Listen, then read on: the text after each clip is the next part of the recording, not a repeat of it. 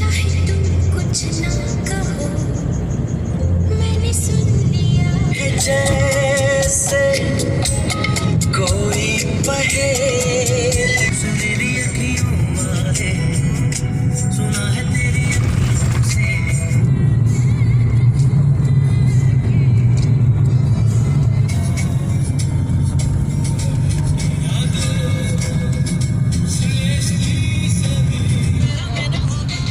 इनको बोलते हैं क्या कहते हैं उसको?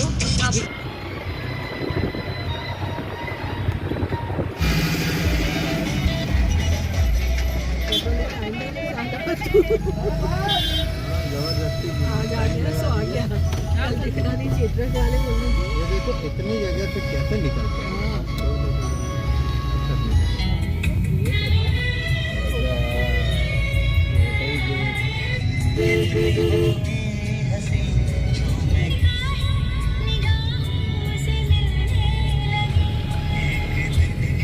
हेलो एवरीबॉडी, कैसे हैं आप लोग। मैं हूं आपका दोस्त राहुल। और अभी आपने जैसे देखा कि मैं कहीं जा रहा हूं, कहीं रास्ते में निकले हैं हम लोग, पूरे मैं फैमिली के साथ निकला हूं। तो हम पहुंच गए हैं मांडू, जो मध्य प्रदेश का एक बहुत ही सुंदर पर्यटन स्थल है। यहाँ पे पुराने ज़माने के किले बने हुए हैं। रानी रूपमती का किला यहाँ सबसे ज़्यादा फेमस है। क्यों है और क्या है मुझे भी ज़्यादा जानकारी नहीं है, थोड़ी बहुत जानकारी है। और यहाँ देखते हैं और मैं आपको दिखाता हूँ, और साथ में मिल के हम एक्सप्लोर करते हैं इस खूबसूरत जगह को, इस ऐतिहासिक जगह को, जो कि बहुत ही सुंदर है और देखने लायक जगह है। तो चलिए चलते हैं।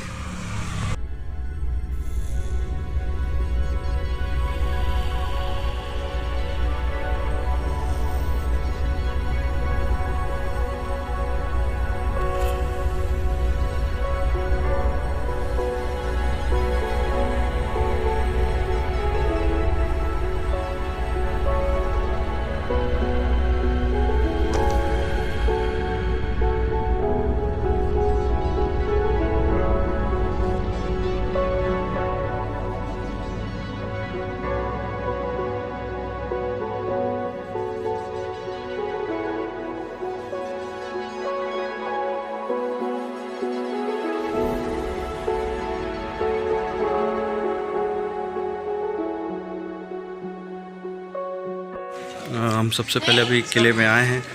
ये किसका किला है, क्यों है, कुछ समझ में नहीं आ रहा है, पर गद्दा शाह का कुछ किला ऐसा कुछ लिखा है। तो शायद मेरे ख्याल से यहाँ कुछ दुकानें हुआ करती थी उस ज़माने में। कुछ ऐसा लिखा नहीं है यहाँ पे भी किसी के बारे में कोई भी चीज़।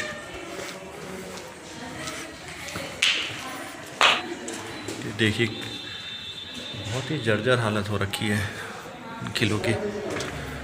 कोई मेंटेनेंस नहीं है, कोई देखभाल नहीं है।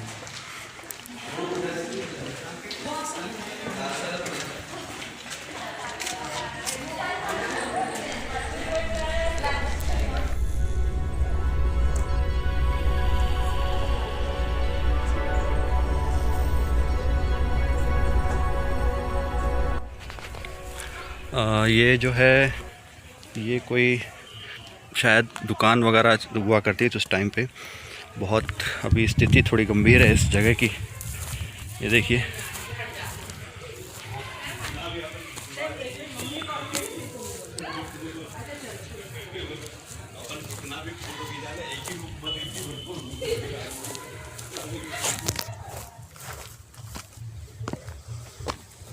ये ऊपर जाने का रास्ता है। अभी तो खैर इसको बंद कर रखा है टोटली। और एग्जैक्टली ऊपर था क्या ये तो बताना मुश्किल है फ़िलहाल, क्योंकि ना तो यहाँ कुछ लिखा है ऐसा और ना ही कोई बताने वाला है। तो अजम्पशन यही लगा सकते हैं कि शायद ये उस टाइम का कोई मार्केट वार्केट रहा है, उस तरह जिस तरह से यहाँ पे बनी है, या जो भी रहा होगा। ये तो खैर एक सोचना है मेरा। और अभी यहाँ से हम अब नेक्स्ट जाएंगे जो रानी रूपमती का जो किला है वहाँ जा रहे हैं। और अभी हम लोग आ गए हैं यहाँ के जहाज़ महल पे, और काफ़ी भीड़ है यहाँ पे। मतलब समझो कि गाड़ी खड़ी करने की जगह नहीं है, इतना पार्किंग की जगह नहीं है यहाँ पे। सबसे पहले तो पार्किंग की जगह ढूंढ रहा हूँ मैं कि वहाँ गाड़ी रखने की जगह मिल जाए। उसके बाद फिर पार्किंग करता हूँ, उसके बाद मैं अंदर आपको दिखाता हूँ। जहाज महल बोलते हैं कि पानी से चारों ओर से घिरा था। अभी मैं आया हूँ, पानी तो पूरा सूख गया है। काफ़ी भीड़ है यहाँ पे। आज छुट्टी का दिन है, आज तो क्रिसमस की छुट्टियाँ चल रही हैं, ऊपर से सैटरडे संडे का टाइम भी है, तो इसलिए ज़्यादा भीड़ है यहाँ पे। अभी अंदर जाने का क्या सिस्टम है पहले देखना पड़ेगा, और मैं आपको दिखाऊंगा कितना खूबसूरत यहाँ का नज़ारा है।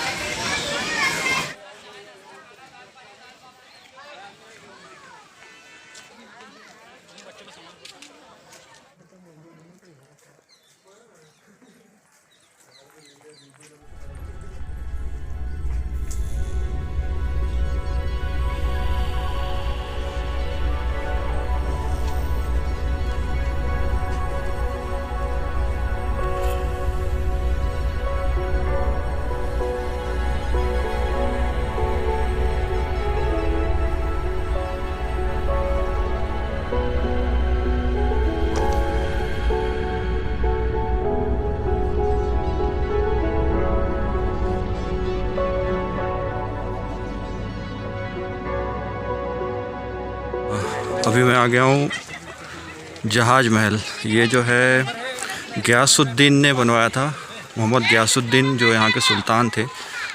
1500 ईस्वी के टाइम की बात है, उनने बनवाया था। ये चारों साइड से पहले पानी से भरा हुआ था। अब मैं दिखाता हूँ आपको, ये पीछे पूरा पानी भरा हुआ था, और अभी आगे भी दिखाऊंगा जाके। ये पूरा पानी से भरा था, इस वजह से और ये बीच में बना है, तो इस वजह से उसको एक जहाज़ की तरह इसका शेप दिखता था, जिस वजह से इसका नाम जहाज महल पड़ गया। और बाद में यहाँ पे और भी जो राजा आते गए, जो सुल्तान आते गए, वो अपने हिसाब से उनने कंस्ट्रक्शन करवाया इसके ऊपर, और भी चीज़ें बनवाई हैं। तो पर्टिकुलर किसी एक राजा का कहना मुश्किल है कि किसी एक सुल्तान ने, एक राजा ने कुछ भी चीज़ कम्प्लीटली बनवाई है। टोटली कुछ सामान, कुछ चीज़ें अलग अलग लोगों ने भी करवाई हैं।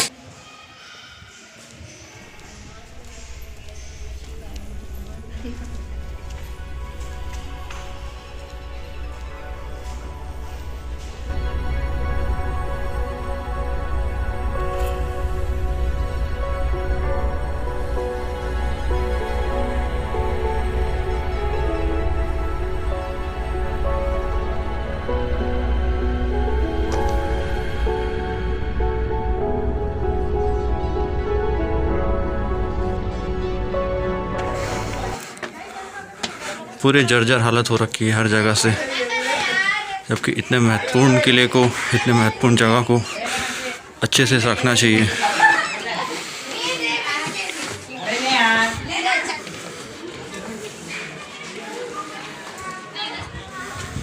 इतने पर्यटक आते हैं, उसके बाद भी मतलब मुझे सिर्फ गार्डन के अलावा यहाँ पे कोई भी ऐसा नहीं दिख रहा जैसे कि यहाँ के संरक्षण के लिए या कुछ किया गया है। दूर दूर तक देखिए सिर्फ खंडर बचे हैं अभी, क्योंकि मध्य प्रदेश की एक अनमोल धरोहर है ये। कम से कम इसको तो अच्छे से संजो के रखना चाहिए। काफ़ी नाम है इस जगह का।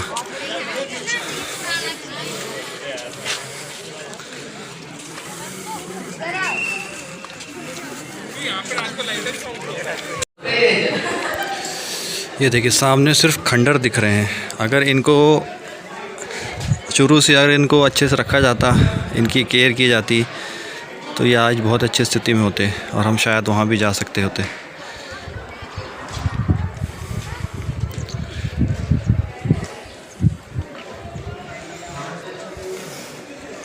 इतिहास में इस चीज़ को कितनी महत्व रही होगी, तो शायद आज के लोग नहीं समझ रहे हैं इस चीज़ को।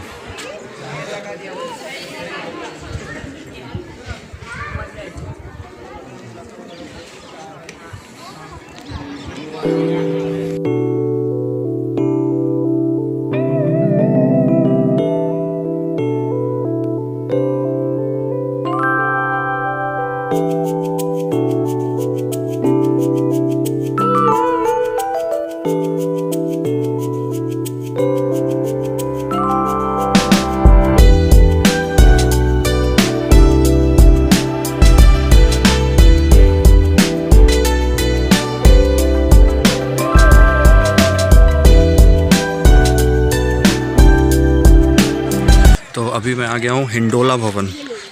इस भवन को हिंडोला क्यों कहते हैं वो मैं आपको बताऊंगा उसको दिखाने के बाद, क्योंकि तब आपको समझ में आया कि इसको एग्जैक्टली हिंडोला भवन क्यों बोला जाता है। ये भी गयासुद्दीन के टाइम में ही बनाया गया है, जैसा कि बोला जाता है। एग्जैक्टली किसी को नहीं पता है ये चीज़, लेकिन एक है कि गयासुद्दीन के टाइम में बना था 1500 ईस्वी के टाइम पे। तो ये जो है एक्चुअली में झुका हुआ है, थोड़ा ऐसा लगता है जैसे झूले के समान, इसलिए इसका नाम हिंडोला रखा गया है। मैं दिखाता हूँ आपको कैसा है हिंडोला भवन।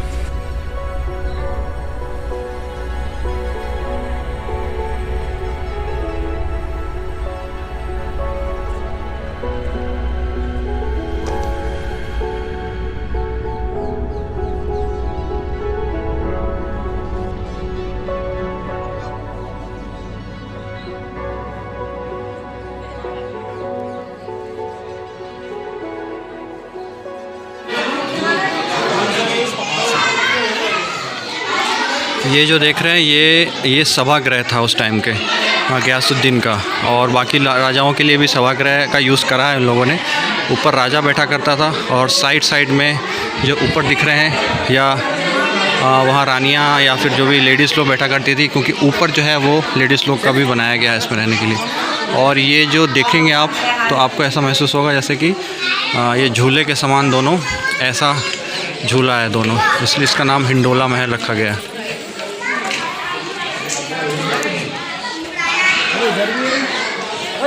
उस समय इसकी भव्यता का अंदाज़ा नहीं लगा सकते हम लोग अभी कि कितना सुंदर रहा होगा ये।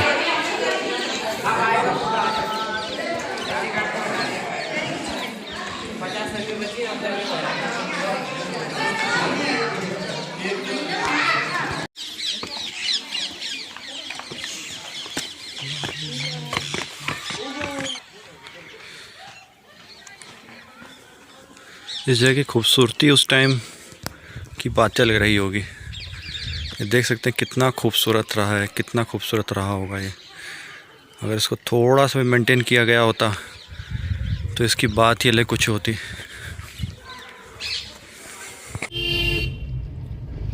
ये मेन महल है ना जहाँ रहती थी। हाँ, लेफ्ट हैंड की अभी हम आ गए हैं रानी रूपमती के किले में, और इस किले के बारे में क्या खासियत है और क्यों और क्या चीज़ें इस किले से जुड़ी हुई सब आपको बताऊंगा। अभी पहले किले को दिखा देता हूं, इसके बारे में फिर बाद बताऊंगा। और इसी के जस्ट सामने है जो बाज बहादुर जो रानी का हस्बैंड थे, यानी कि जहाँ के सुल्तान थे जिनने ये बनवाया, उनका किला भी सामने है बगल में इस तरफ। तो अभी उसको भी दिखाऊँगा, पहले ये दिखाता हूँ और इसके बारे में बताऊँगा ऊपर चल के।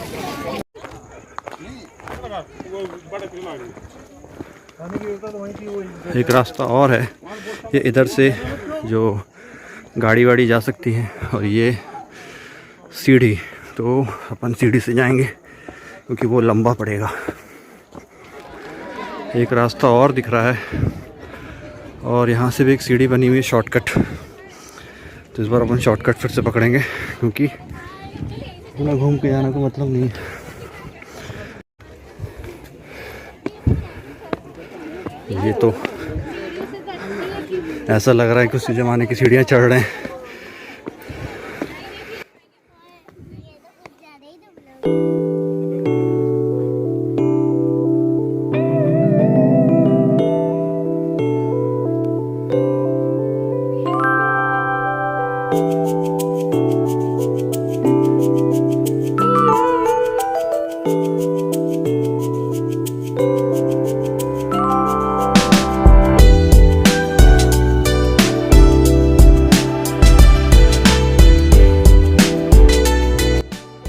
पहले शहर का नाम सादियाबाद भी इसे बोला जाता था। उसका मतलब होता है खुशियों का शहर। उस समय यहाँ पे सब लोग बहुत खुश रहते थे, इस वजह से ये नाम पड़ा यहाँ पे। और रानी रूपमती और बाज बहादुर का प्रेम भी अनोखा था। जब मुग़लों ने हमला किया और बाज बहादुर को मार दिया उस हमले में, तो रानी रूपमती ने अपनी इज़्ज़त बचाने के लिए उन्हें जहर खा लिया ताकि मुग़ल उन तक पहुँच ना सकें उनके जीते जी। एक बड़ी बात है उस समय के हिसाब से। और रानी रूपमती ने ये प्रण लिया था कि वो नर्मदा जी के दर्शन के बाद ही जल और अन्न ग्रहण करेंगी, इस वजह से वो यहाँ हमेशा आती थी और यहाँ से नर्मदा जी के दर्शन भी करती थी डेली। हालांकि यहाँ से 27-28 किलोमीटर की दूरी है नर्मदा जी की, जो कि धर्मपुरी करके जगह में बहती हैं। और बारिश के मौसम में थोड़ा सा दिक्कत होता था क्योंकि बादल वगैरह आ जाते थे। तो बास बहादुर ने ये ऊपर के जो मंडप हैं वो बनवाए, नीचे का तो किसी पहले से बने हुए थे, पर उसको दूसरी मंजिल बनवाई उसने बास बहादुर ने, ताकि वहाँ से वो देख सकें, और उसका नाम रखा गया रानी रूपमती का मंडप। और ये जो आप देख रहे हैं ये है बास बहादुर का किला, उसका जो जहाँ वो रहता था। और वहाँ जाने का सोच तो रहा हूँ, पर अभी काफ़ी शाम हो गई और अंधेरा भी होने वाला है, तो अभी जाना मेरे ख्याल से ठीक नहीं है वहाँ पे। अब ये गार्डन जो है उस समय का गार्डन है या अभी बना है ये तो अभी कह नहीं सकते हैं, लेकिन कुछ ना कुछ तो रहा होगा यहाँ पे। और इसकी भव्यता उस टाइम कुछ अलग ही रही होगी, इस मंडप की खूबसूरती भी कुछ अलग रही होगी। ऊपर जाने का रास्ता भी है, पर मुझे दिख नहीं रहा है, शायद देखता हूँ, कोशिश करता हूँ, अगर दिखता है तो फिर ऊपर चलते हैं और आपको भी दिखाता हूँ।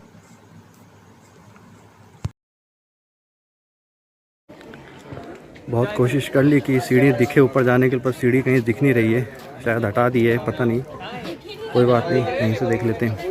तो ये पीछे देखिए आप, हालांकि यहाँ पे कैसे कुछ सबूत नहीं है कि रानी रूपमती यहाँ रहती थी, पर कहा जाता है कि रानी रूपमती का किला है। अब क्यों कहा जाता है, इसलिए कि शायद यहाँ आती थी वो डेली, इस वजह से इसको नाम दे दिया गया है। पर यहाँ लगता तो नहीं है कि रानी रूपमती रहती होंगी, क्योंकि ऐसे कोई जगह दिख नहीं रही है रहने लायक। ये बिल्कुल कम्प्लीटली लग रहा है कि देखने से कि ये सैनिक की छावनी हुआ करती थी, यहाँ चेक पोस्ट एक तरह से कह सकते हैं वो हुआ करता था, तो पता नहीं, कहना मुश्किल है।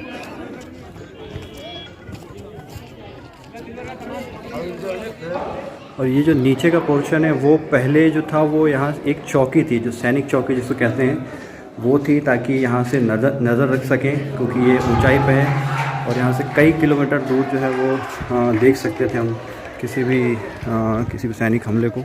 इस वजह से इसका जो मेन काम था वो सैनिक लोग का था यहाँ के, और यहाँ से नज़र रखने का।